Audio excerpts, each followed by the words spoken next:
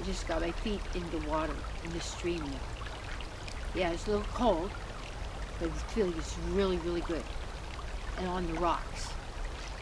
So it's time now, just getting your feet back out there. You know, walking around nice, good places, you know, some stones. Takes a little bit, you start activating. If you've got pain there, it's because you got the pain in the body. All the meridians, everything in your whole entire body go down to the bottom of your feet. That's why foot reflexology is such a fabulous massage. You get somebody good like that, you go, just releasing all that. And you could also, like right now, I'm standing on the rocks, you know, and you put them in this little sore owie spots, and then go right into it, breathe into it, let it go, you see, and just start letting the body do what it wants to do. Okay? The body is really self-healing. And because, yes, absolutely. And so what we're really self-healing is our own spiritual divine body. And as we are letting go of our agreement to suffering and pain,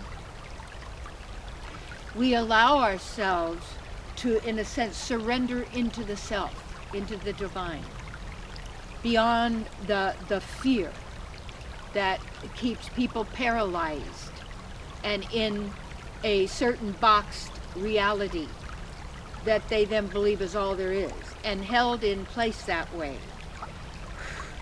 You are all that is. This is not it. It's an out-picturing creation manifestation.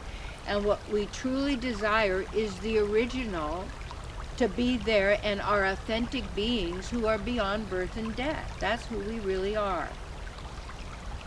And how we free ourselves from limitation, you would say, or prison or confinement or obstacles or any of this, you have to first notice where they are in your mind and your belief system. Then, okay, and if it's there, there's somewhere it must be, somehow, and you agreed to it somehow, for some reason or another, we might not know, but yet we don't have to agree to it anymore. We can see it for what it truly is. A fabrication, an overlay, a second voice listening to that chooses death, evil, and the game of evil and good. And evil does not exist. That is a non-existent thing in the spiritual.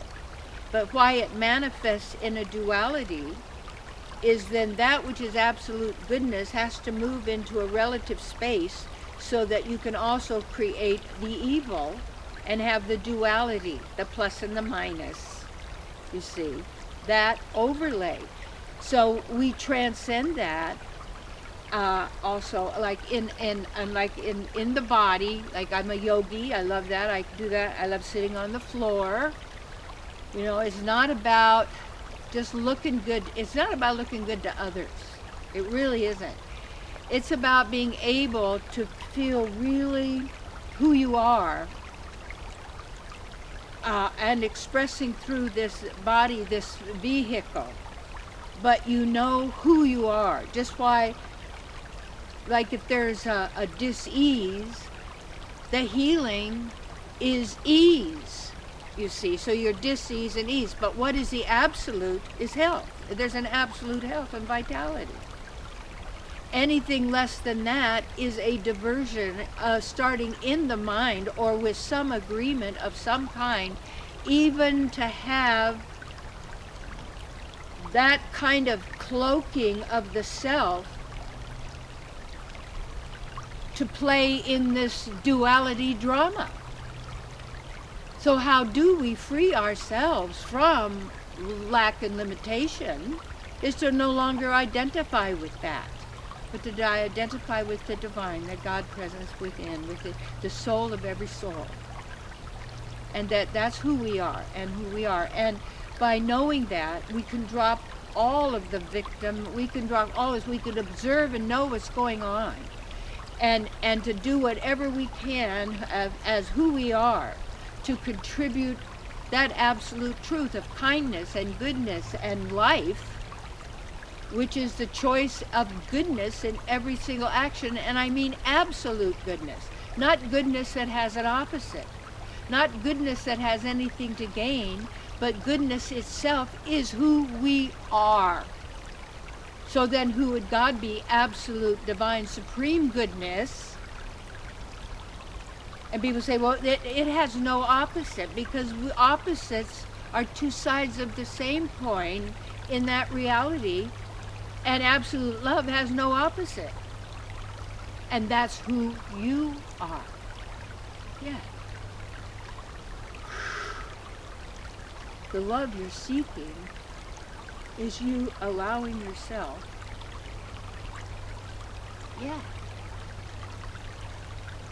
to get, shaken, moving, feeling, being, doing, meditating. When you get into who you are, you can now have fun, because you're being your true playful person. You're not an age. You're beyond the age game. Old, young, blah, blah, forget it. So how you don't play the age game is know who you are as an eternal being, call on your wisdom, the divine, in every moment. And we like to play. But the problem is, most people are playing games. And those have winners and losers. That's not a fun game. The ultimate is no game, but to be who we are and to play. Because we already have it all and are it all. There's nothing for us to gain.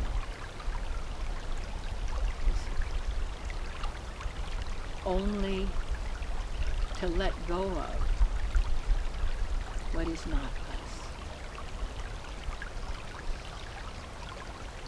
Be who you are.